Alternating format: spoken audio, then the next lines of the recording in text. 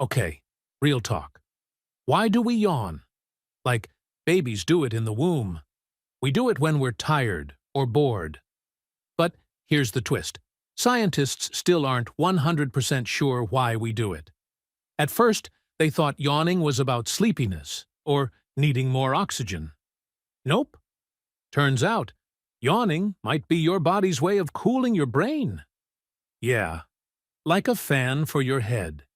Each yawn pumps air into your sinus cavities, dropping your brain temp so it can think straight. That's why you yawn more before bed. Your brain's literally overheating. But here's the weirdest part. Yawning is contagious. You see someone yawn, and suddenly you're yawning too. Why?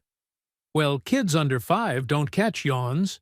Neither do people with certain social or emotional disorders. So researchers think contagious yawning is a form of social bonding. Basically, I yawn, you yawn, we're emotionally synced. And it's not just humans. Chimpanzees, bonobos, even dogs yawn when we do. So yeah, next time someone yawns near you, try not to join in.